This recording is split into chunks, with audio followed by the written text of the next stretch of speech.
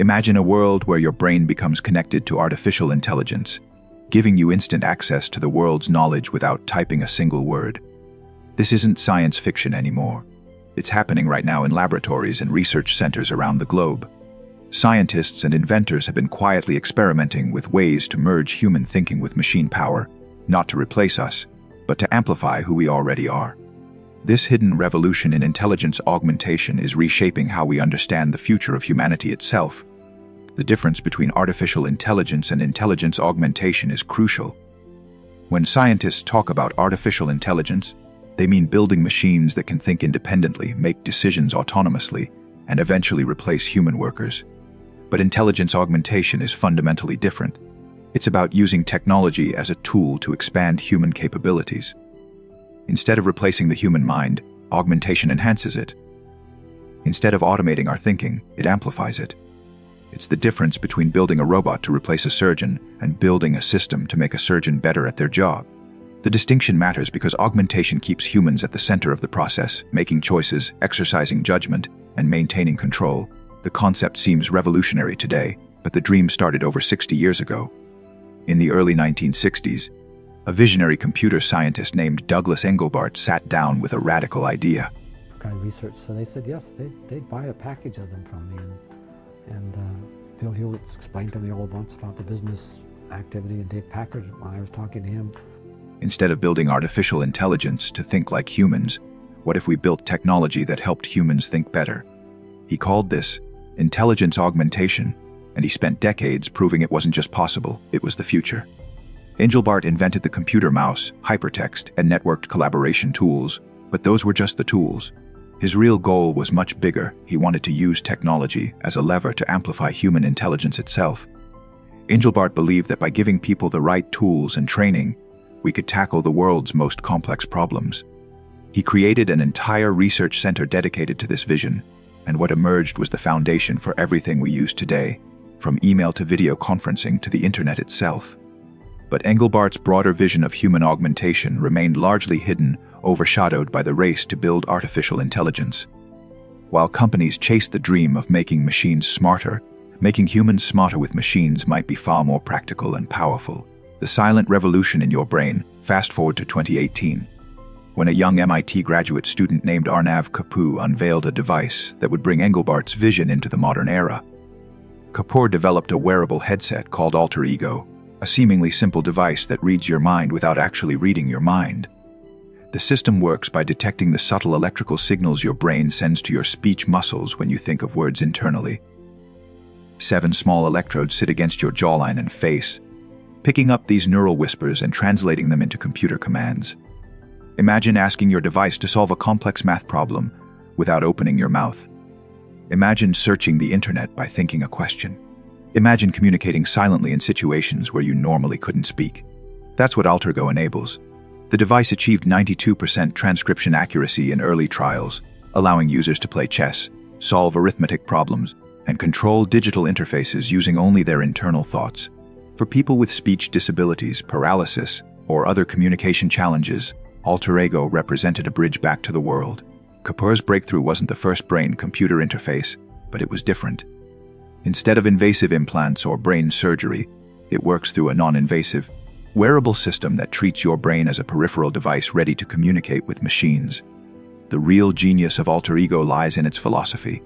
Kapoor wasn't trying to read minds in a science fiction sense. He was recognizing that your brain is constantly generating signals meant for your speech machinery, and those signals contain intentional information. By capturing that information, you can have a silent conversation with technology. The device essentially becomes an extension of your thoughts, a second self that helps you interact with the digital world. Users reported that after training with the device, it felt like having an AI assistant sitting on their shoulder, ready to amplify whatever they wanted to accomplish. The technology demonstrated that Engelbart's half-century-old idea wasn't just theoretically sound, it was practically achievable with modern electronics and machine learning algorithms.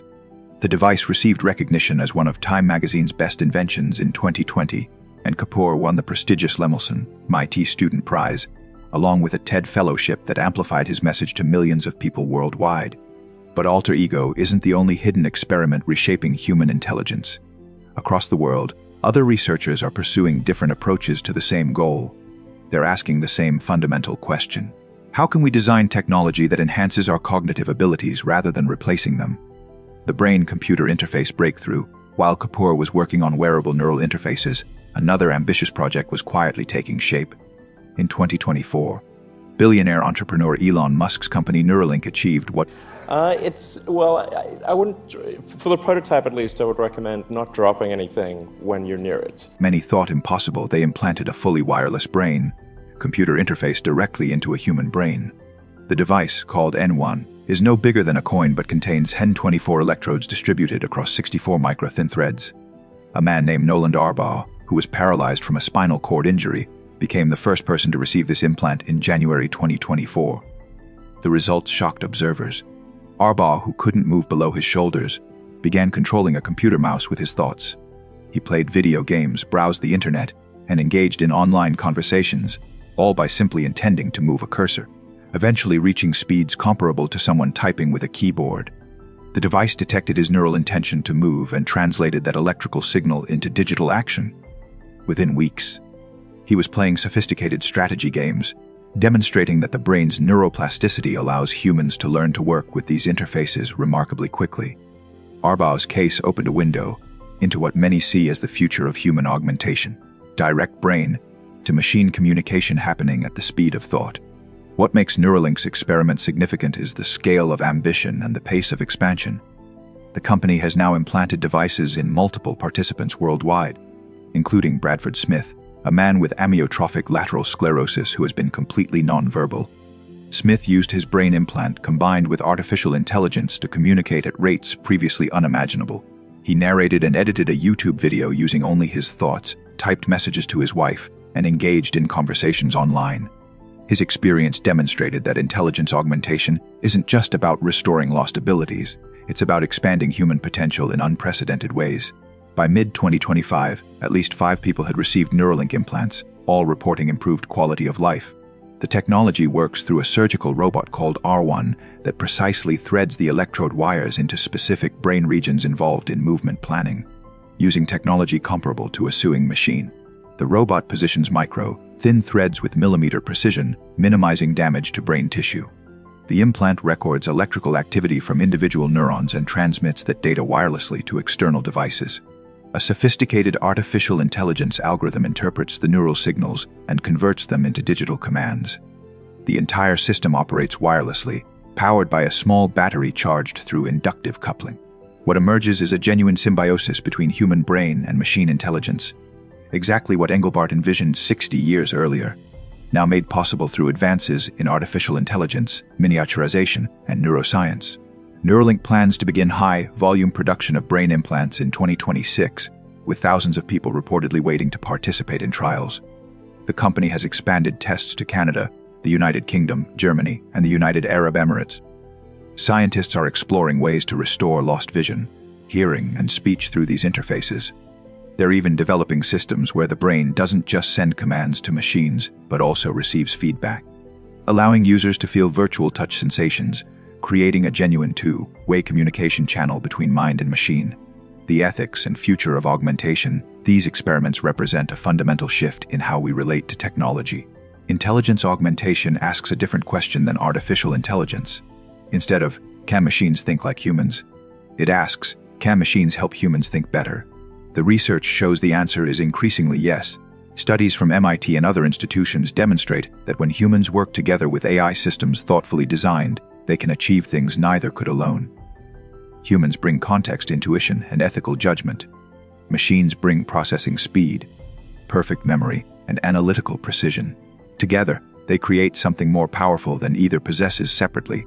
Yet these experiments also raise profound questions that society hasn't fully grappled with. If your thoughts are connected to a machine, who owns your private neural data? If AI assists you in communication, where is the line between your thoughts and the AI's suggestions? If your intelligence is augmented through technology, are you fundamentally still you? These questions matter. They matter ethically, legally, and philosophically. The hidden revolution in intelligence augmentation is no longer hidden. We're witnessing the practical realization of augmenting human cognition through technology. We're entering an era where human intelligence and artificial intelligence don't compete. They collaborate. The experiments happening today will determine what that collaboration looks like tomorrow, and whether we build a future where technology amplifies human potential for everyone or only for the privileged few. The question now isn't whether human intelligence augmentation is possible. The question is whether we're ready for the world it creates.